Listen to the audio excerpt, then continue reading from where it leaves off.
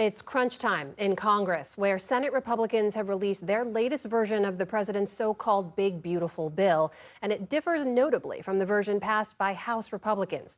Lisa Desjardins is here to unpack the latest proposed changes and the political sticking points. Good to see you. Good to see you. So tell us about the changes that the Senate made. What are they? First, one note. I want to remark that today there was an unusual atmosphere on Capitol Hill. It felt a bit like a place on edge. Part of that are the stakes in this bill. It could be one of the historically largest in history. So I want to talk about Senate Republicans' draft of some key provisions. So let's look at what they would change from House Republicans. First of all, they would increase the child tax credit and make it permanent.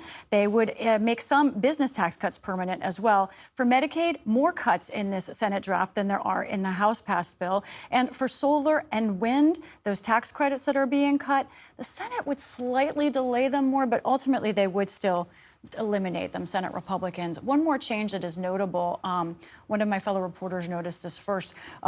There's gun provisions in this bill. Remember in the House bill that they ended taxes on silencers? Well, in the Senate bill, they do that, but they also extend that to short-barreled shotguns and rifles, so no taxes and also no regulations. Those would no longer be firearms in this Senate bill. Interesting. So we know the president wants this bill passed by July 4th.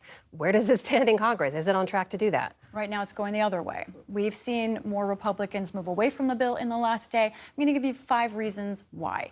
Let's look at these 5 senators in particular who are opposed to some of the Medicaid cuts in this Senate bill. One of them you may not have seen before, Jim Justice there on the top row of West Virginia. He came out today and said these increased Medicaid cuts in this Senate draft, he doesn't like them as much as he liked the House provisions. Now, that's just one part of the issue. There are other senators with other problems in this bill. In all, they want to get it through both chambers by July 4th. I think it would be a win for Republicans if they can get it through the Senate by July 4th. You've also been reporting on rising tensions, rising security concerns, especially for lawmakers themselves, and that's following this weekend's horrific shootings in Minnesota. What are you hearing from lawmakers on this? This is what I'm talking about also, a place that was on edge and even felt a little bit afraid on Capitol Hill. Now, part of what senators are reckoning with, of course, the murder of those 2 state lawmakers in Minnesota, the shooting of 2 others there. They have been talking about this, and someone familiar told me that there were 2 lists of lawmakers, one in the gunman's car and then one also where he lived. And that included many members of Congress. So we saw yesterday Senator Tina Smith of Minnesota, there's one of the photos there from my colleague Jamie Dupree, talking to Senator Mike Lee of Utah. He had put out on social media the idea that Democrats were to blame for this. And that caused outrage across parties. Today, Mike Lee took those social media posts down. He said it was the right thing to do. I talked to Senator Smith extensively. She said she still hadn't gotten her apology.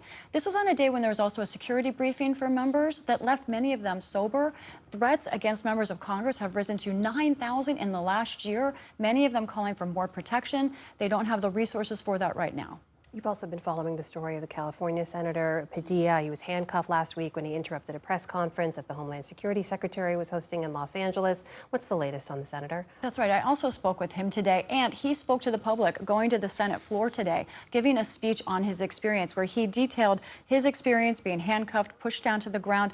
And I learned today that he had a National Guard representative and an FBI member escorting him into the room. What Democratic senators are talking about a great deal is the fact that neither that FBI agent nor the National Guardsman stood up for him or protected him. And that's something that I've had members of both parties say was a concern. He was trying to identify himself, but those who were with him in official capacity did not stand up for him.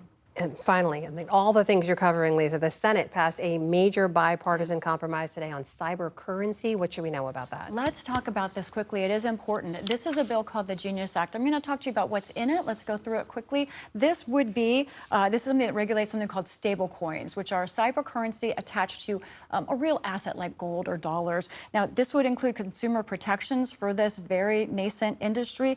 This would be the first cyber currency law if it gets all the way through Congress. It bipartisan, just passed the last couple of minutes in the U.S. Senate, last hour or so. It's significant because some people say, oh, cyber currency, is that serious? Here's the U.S. Congress taking it seriously. If this bill or some form of it gets through all of Congress, some people think the floodgates will open in that industry. One last thing, this bill does say U.S. members of Congress cannot profit off of stablecoins.